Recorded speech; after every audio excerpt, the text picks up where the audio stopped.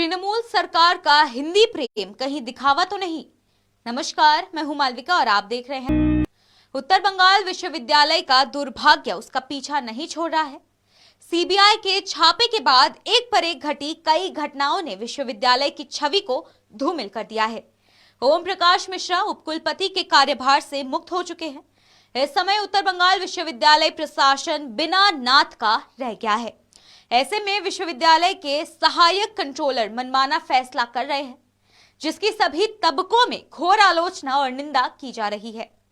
वर्तमान में सिलीगुड़ी और आसपास के क्षेत्रों में उत्तर बंगाल विश्वविद्यालय के सहायक कंट्रोलर के तुगलकी फरमान की चर्चा सुर्खियों में है, जिसमें विश्वविद्यालय के छात्रों की परीक्षा को लेकर सहायक कंट्रोलर ने फरमान जारी किया है कि बिरसा मुंडा कॉलेज और बानरहाट कार्तिक ओराव हिंदी गवर्नमेंट कॉलेज के ही विद्यार्थी केवल हिंदी में उत्तर पुस्तिका लिख सकेंगे। उपरोक्त के अलावा उत्तर बंगाल विश्वविद्यालय के अधीन सभी कॉलेजों के छात्र छात्राओं को ये सुविधा नहीं मिलेगी। ऐसे में ये सहज ही कल्पना की जा सकती है कि जिन छात्रों ने हिंदी में तैयारी की है वह हिंदी के अलावा अन्य भाषा में उत्तर पुस्तिका में कैसे लिख सकेंगे। उत्तर बंगाल विश्वविद्यालय प्रशासन के फैसले से हिंदी भाषी छात्रों के पांव तले से धरती खिसक गई है। प्रशासन के इस फैसले के बाद एक तरफ जहां हिंदी भाषी छात्र आक्रामक हो रहे हैं, तो वहीं दूसरी ओर विभिन्न राजनीतिक दलों के नेताओं भी हिंदी भाषी छात्रों के साथ दिख रहे हैं।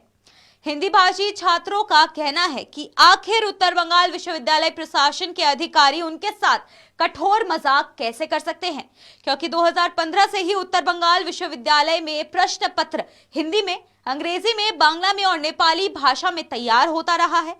विश्वविद्यालय के परीक्षार्थी इन चार भाषाओं में जो उनको बेहतर होता है वो उत्तर पुस्तिका में उत्तर लिखते हैं। 22 फरवरी से स्नातक प्रथम सेमेस्टर की परीक्षा शुरू हो रही है।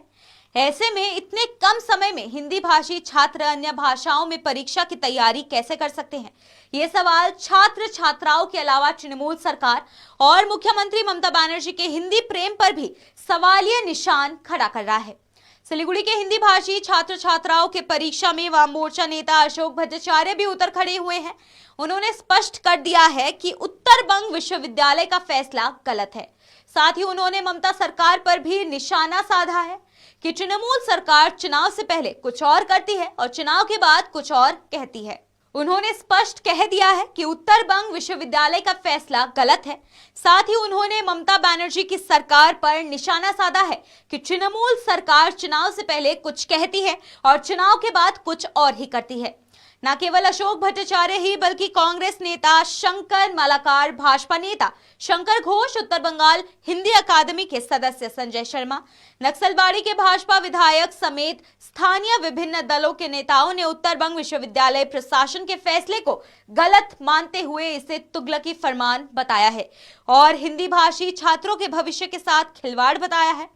आपको बताते चले कि उत्तर बंग विश्वविद्यालय के अधिकतर महाविद्यालयों में हिंदी भाषी छात्रों की संख्या सर्वाधिक है।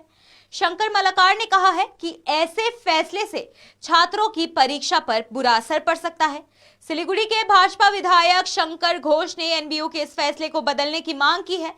उधर हिंदी भाषी छात्र भी सड़क पर उतरने की तैयारी कर रहे हैं। इन सभी के बीच तृणमूल कांग्रेस की जिला अध्यक्ष पपिया घोष का बयान राहत देने वाला है।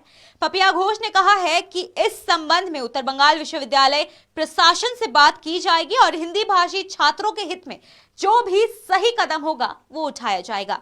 मुख्यमंत्री ममता बनर्जी को यह साबित करना होगा कि उनका हिंदी प्रेम दिखावा नहीं है बल्कि दिल से है। उम्मीद की जा रही है कि हिंदी भाषी छात्रों के हित में जल्द ही कदम उठाए जाएंगे। फिलहाल के लिए इतना ही। आपकी राय कमेंट सेक्शन में कमेंट करके जरूर बताइएगा और आप ऐसे कौन से छात्रों को जानते हैं। फिलहाल के लिए इतना ही और आप अपनी जो भी राय है कमेंट सेक्शन में कमेंट करके जरूर बताइएगा और साथ में उन स्टूडेंट्स को भी टैग कीजिएगा जो एनबीयू से पढ़ते हैं। जाने से पहले बता दें, ये खबर आपके लिए हमारे एक प्रतिनिधि सुरेंद्र श्रीवास्तव द्वारा लिखा गया है। मैं मालविका सुराना प्रस्तुति आपके समक्ष खबर लेकर और ऐसे ही कुछ लेटेस्ट खबरों से अपडेटेड रहने के लिए देखते रहे खबर समय।